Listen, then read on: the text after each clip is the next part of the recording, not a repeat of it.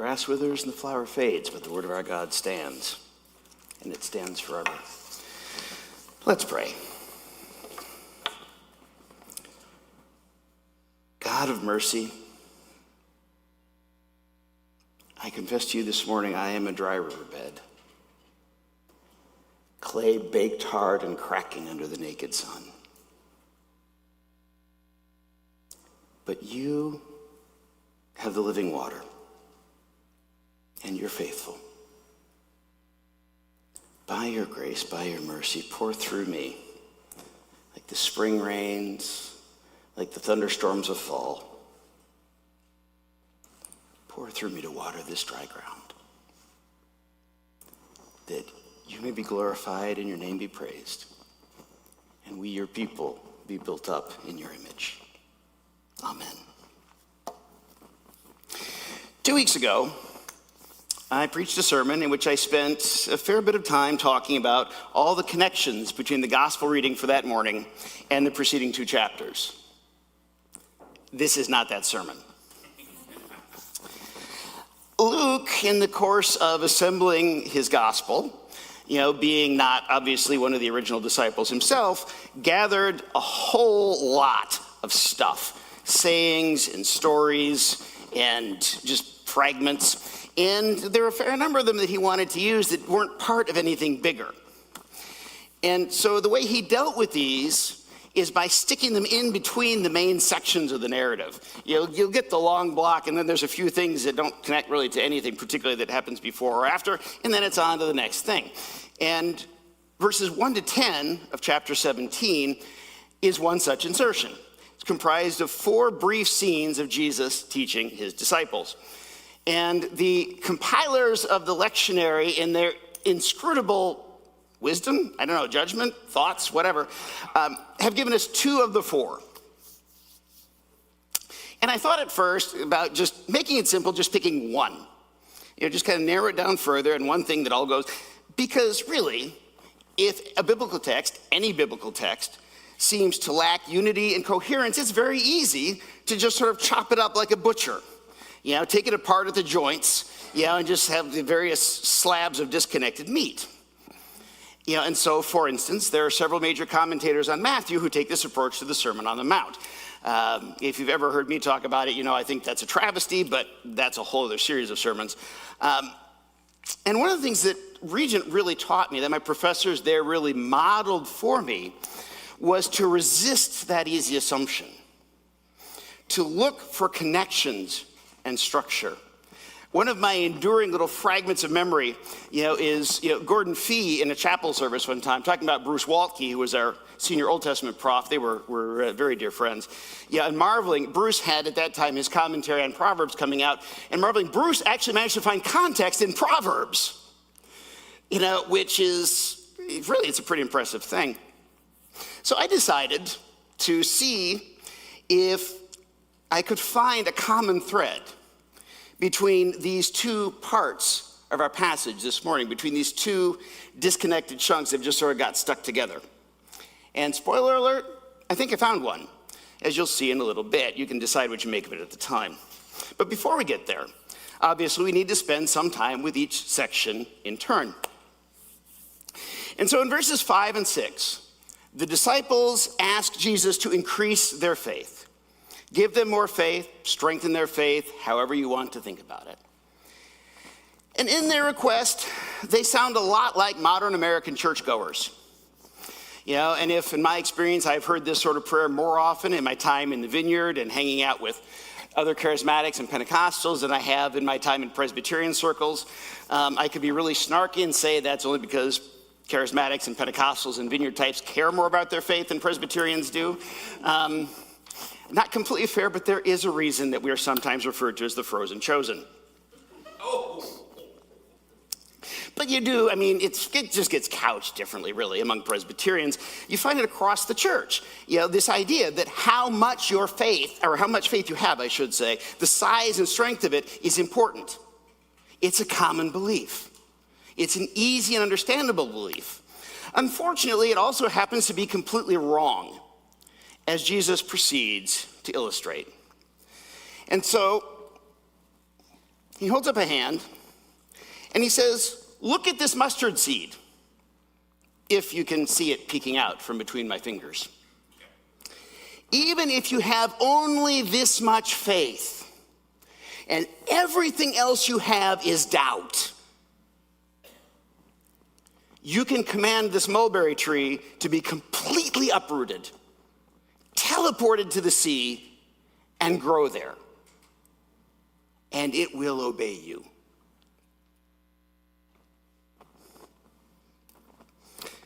Three points of interest here.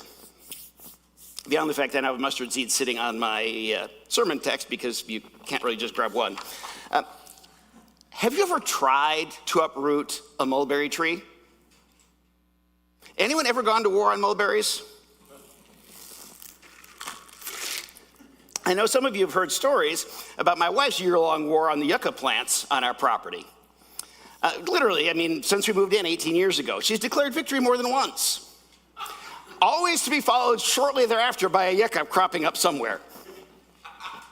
It's like the song "The Cat Came Back." I mentioned that some years ago. You get rid of it, and it's just like a determined cat. It's back there at your doorstep. We don't have many yucca now, after almost 18 years, but we do still have them. But that said, as Sisyphean as my wife's war on yucca have been, we've had more success getting rid of them than we have getting rid of mulberries. And that includes the mulberry that's growing up around the roots of the cherry tree and trying to kill it, and the mulberry that's growing up out through one of the lilac bushes and has succeeded in basically taking a big hole out of that, and various others. And the reason for this is a very good reason. Mulberries produce extraordinarily broad and deep root systems, which have enabled some to survive for 600 years. Uprooting an entire mulberry tree, if you're really going to go about doing it, requires a fleet of construction equipment, which obviously they hadn't invented back in the first century. Jesus' disciples did not have an excavator and a backhoe at their disposal. But Jesus tells them, just say the word. So that's the first thing. Second point of interest is the image of a tree growing in the ocean. Now, one, trees grow on ground. Ground is solid. Unless you have an earthquake, it doesn't move. Ocean, always moving. It's unstable, it's unpredictable. So obviously not prime tree growing territory. Plus, ocean water is salt. Trees need fresh water. So, all of a sudden you consider that, and the idea of uprooting a mulberry tree seems downright plausible by comparison. This is a vivid, hyperbolic image of the impossible. As such, it's akin to the image Jesus uses elsewhere of a camel going through the eye of a needle. It is ludicrously impossible. And yet this too, Jesus says, you can command and it will happen if you just have the most indiscernibly small speck of faith. And the third point of interest has to do with the other scriptures that are probably running through some of your heads at the moment, the other occasions on which Jesus upped the ante even further. In Matthew 17:20 and 21:21, in different circumstances and worded slightly differently, Jesus tells his disciples if they have faith the size of a mustard seed, they can command this mountain to move, and it will. And we generalized this over the years, but it seems clear to me that when Jesus said this mountain, he meant this mountain. He had one particular mountain in mind. And I think it's a pretty safe statement to say the mountain he had in mind was Mount Zion, on which Jerusalem and the temple sat.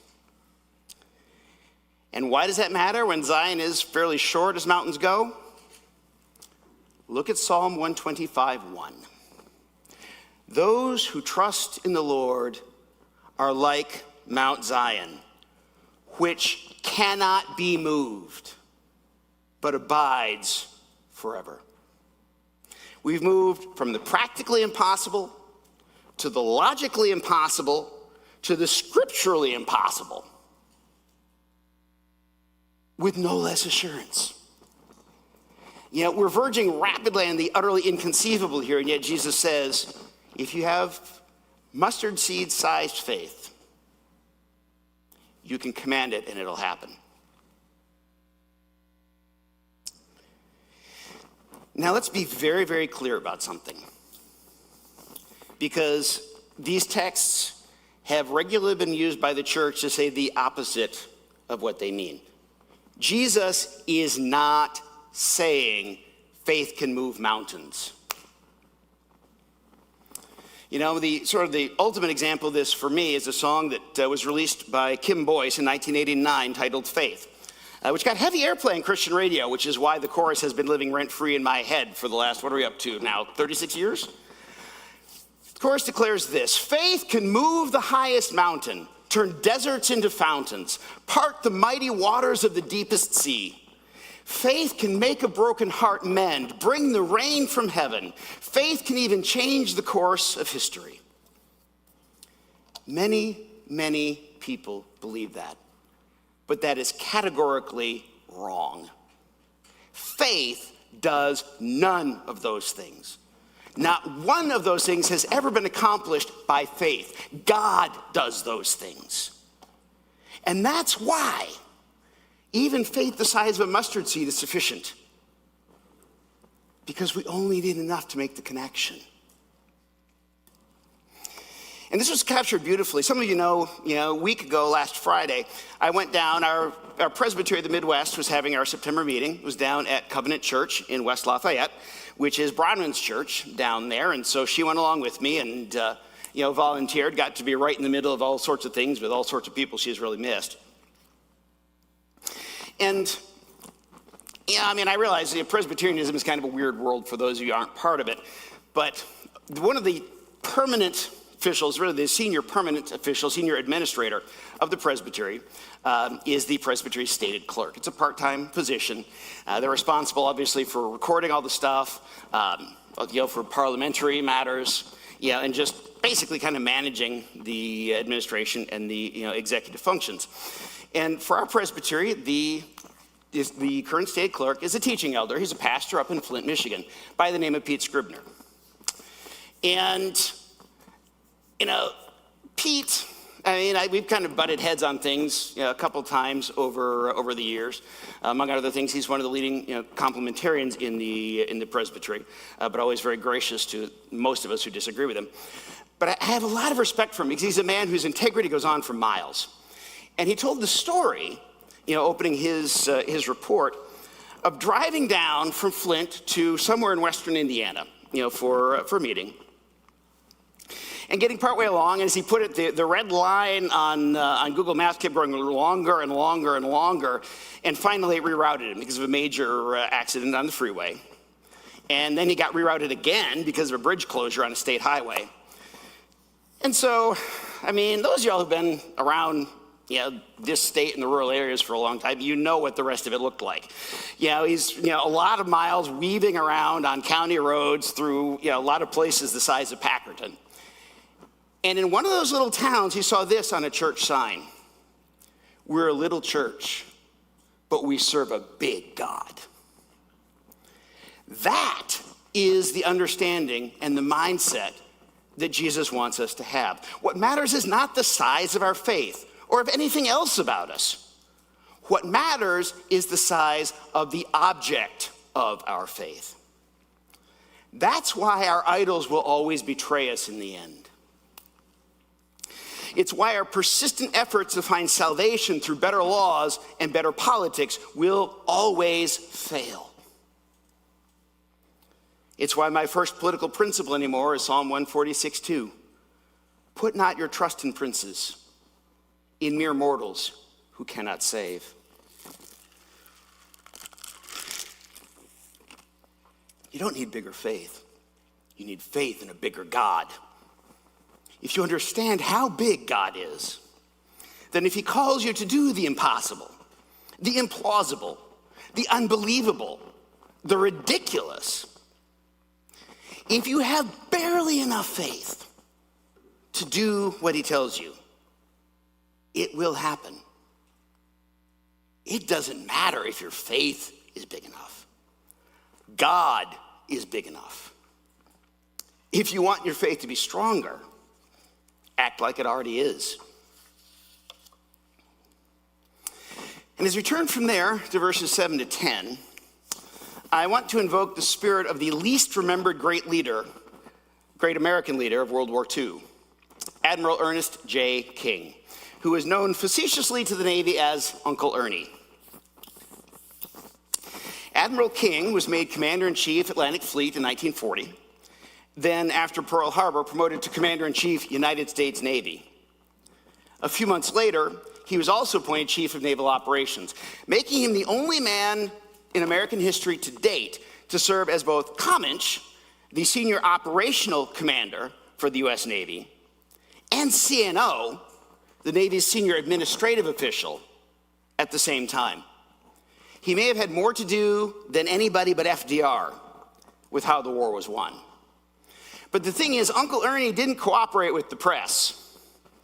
One reporter grumbled that if King had his way, the U.S. would issue one press release for the entire war, it would come at the very end, and it would read, quote, "We won," unquote. King was tough, demanding, irascible, abrasive, authoritarian, and fiery. FDR famously said of him, he shaves every morning with a blowtorch. And his level of expectation created a certain amount of resentment in the Atlantic Fleet over the course of World War II, because it was a lot easier to win medals in the Pacific than it was in the Atlantic. You know, Chester Nimitz, commander of the Pacific Fleet, was reasonably willing to award military honors to those who served under him. The Atlantic Fleet, under King's successor, Admiral Ingersoll, followed King's philosophy. Don't expect a medal for doing your job. And as odd as this introduction may seem, King's dictum is the lesson of this parable in a nutshell. Not to say that we should think of God as being like Ernie King, of course. This is a man of whom one of his daughters said, he is the most even-tempered person in the United States Navy. He is always in a rage. But the problem is, we tend very easily to go too far the other way. Jesus says, I no longer call you servants, for the servant doesn't know what his master is doing, but I have called you friends. And we very easily slide into thinking that for his friends, that means we're on his level. Yeah, we very easily and insidiously move to thinking of him as buddy Jesus. And that is a grave mistake. Yes, Jesus calls us his friends, and so we are. But we are still his servants. We're still just human. Even with his spirit in our hearts. He's still God. Vastly greater, more powerful, more glorious, and more good than we are. Yes, he serves us, but that doesn't make us masters. It is purely his grace to us, and nothing we deserve. And this parable helps us keep ourselves and God in proper perspective. And in unpacking it, as always, I'm indebted to Kenneth Bailey, in this case, for two key points of understanding and one point of emphasis. And the first key is understanding this scenario, because this is one of those places where we really need to not import our own assumptions into the text. In that culture, most people had at least one servant. And in fact, the master in this story, in our terms, is probably on the poor end of the working class, because he only has one. Only the poorest of the poor had no servants at all, and they would often hire their children out as servants in another household to ensure that their kids were fed. You know, it may sound demeaning and unfulfilling to us, but remember, this is a world in which survival was far more difficult than it is now. And sometimes very much in question. And it was a world which was ruled by class and social status to a far greater degree than ours. And if you understand that ours is much more than we like to pretend, that really tells you something. And so in that world, being a servant was usually a pretty good deal and could be a lot better. Yes, it meant absolute obedience to one's master within the limits of the law. Not that all masters necessarily followed that. Just think of the rich man in the story that Emily spoke on last week. But it also meant security and a place to live, food to eat. And for one who served a good master, it also gave life a sense of meaning and value. And this master is a good and reasonable one. The meal here is not dinner, but supper. It was eaten about 3 p.m. The servant has done a normal day's work outside. It's nothing terribly long. Once he makes supper, then he will prepare food for himself, and then he'll have some time to his own. He's not being abused. He's not being treated with disrespect. What's expected of him is fair, and in return, all of his own needs are met. He has no reason for discontent and no cause for complaint. Now, if you're looking at your English Bible, you might wonder how I can say that when the master won't even thank his servant for serving him. But while that's how our English translations render verse 9, that's not actually what the text says. And this is where I talk about what I'm saying about the point of emphasis, because if you look at it in the Greek, the distinction is actually pretty obvious, but we're used to the standard translation. And so you go, and it's like you go into it knowing what it already means. And so you put the thing out and don't ever stop to actually read what's in front of you. Because there's a standard Greek word for thank you, eucharisteo. Luke uses it as many times as Matthew and Mark combined. He doesn't use it here. Jesus' question in verse 9, if we try to render it as literally as we can, is this: he doesn't have grace for the servant because he did what was commanded, does he? He doesn't have grace for the servant. He doesn't have special favor for the servant. The question is not, does the master appreciate his servant and say thank you? It's, does the master give the servant special favor for doing his job? To which the answer is no. And this matters partly because it gives us a better understanding of the master in the parable, which is important because the master here represents God. But more importantly, it matters because it sets us up to better understand verse 10. And verse 10 is where we really hit problems. And if you were listening closely, to the reading of the word, I bet you know what I'm talking about here. Why would Jesus tell his disciples to call themselves unworthy? Or some of your translations put even more harshly. Why would he say call themselves worthless? Well, here's the second key point. He's not. That's not what Jesus is saying.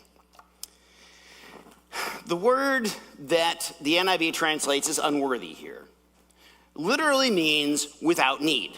It's a word for having need with the A stuck in front of it that renders it a negative, like moral and amoral.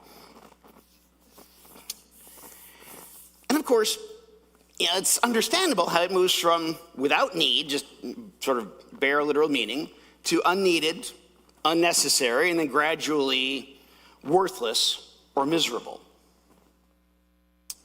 But of course, Jesus wasn't speaking Greek.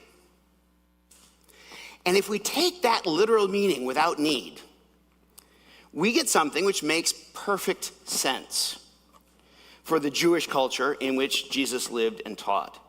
And in fact, for the cultures of the Near East and Middle East down into the modern era, and in some places yet today. So let's say, we are in the village together, and let's get really implausible here, I'm the village handyman, and you needed something fixed up around your house, and I came by and I fixed it up. Well, I just showed up and did this. What are you wondering? Exactly. And so the way that you would phrase that, the idiom for that, they didn't have, the language of debt. They didn't have the whole financial language in that same way. So the idiom was, you would ask, is there any need? And I want to say to you, no, you don't owe me anything. I just did it to be a good neighbor. And so I would respond, there is no need. And following Dr. Bailey, I believe that this is what Jesus is on about here. He's telling his disciples, when you've done everything you were told to do, don't expect a medal for doing your job.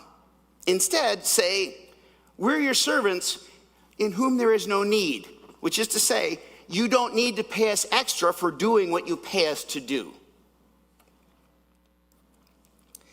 Now, I said earlier that I thought I'd found a common thread between these two brief scenes, and it's this. The economy of the kingdom of God is based not on earning, but on gift. On the one hand, we don't have to earn God acting by having enough faith. We have to have faith, yes, but that's not because we have to meet some sort of minimum standard. It's just a practical reality. If we don't have any faith in God at all, we won't go to him. We'll turn to ourselves, we'll go to someone else. You know, there's no great merit to the power cord for your refrigerator. But I will guarantee you all the same, if you cut it in half, your food is going to spoil. Doesn't have to be much, but there has to be the connection, or nothing works. Something is needed, but something is all that is needed. We see it in Mark 9:24. Even crying out, Lord, I believe, help my unbelief. Even that is enough. That is barely enough faith to cry out and ask for faith. And Jesus heals the man's son. But on the other hand, we can't earn extra favor from God by anything we do. You know, we can't build ourselves up to where we brag about our faith and figure that, that we're some sort of spiritual upper class. Nothing we do goes beyond what he expected of us. And none of it, however impressed we might ever be with ourselves, is anything like enough to put God in our debt. I was talking about this a bit with one of my colleagues this past week, and as I was articulating, the idea that all is gift, she said, what about the rewards that are promised in the Bible? And my immediate response was, those are gift too. And I spent some time later thinking that over, because I hadn't exactly expected to say that, and I decided I agreed with what I'd said. Which is always the preferred conclusion, of course. It's sometimes more useful if you don't, because then you learn something, but sometimes you learn something that way too. Because Jesus will reward his faithful ones. Not because we've earned rewards as a bonus for our excellent work, but because he delights in us and in our efforts to follow him. Now coming to mind a story, and I should have thought of this earlier so I could get my wife to write it down for me, but one of the ones that she loves to tell came up again this week, is a story about Bronwyn when she was, about 3, I think? And she was helping mommy do the laundry. And so Sarah's folding towels and washcloths. He's like, pick the thing, shake it out, fold it in quarters, and then stack it neatly. And so here's Bronwyn. Grab washcloth, shake it, wad it up, and put it in a pile. Was it actually speeding anything up? No, it's stuff that needs to be undone. Was it a delight? Yes. Yes. The point is not efficiency. God doesn't need us. God doesn't need us. He could accomplish all of his purposes without us. The overly educated and overly full of himself Baptist pastor who told William Carey, who's known as the father of Western missions, that when God wants to convert the heathen young man, he'll do it without your help. He was wrong, obviously, about how God works, but he wasn't wrong to say God could do a better job that way. Just look at a lot of what's gone on in the Islamic world the last few decades. But God is not in this to maximize efficiency. God doesn't read books on Six Sigma and Kanban. He invites us into his work with all the breakage that we cause and all the mess that we make, simply because he wants to include us. He wants us to be there helping him fold the towels, just so that we're with him in what he's doing. It's all gift. Front to back, start to finish. Which means that what we think we deserve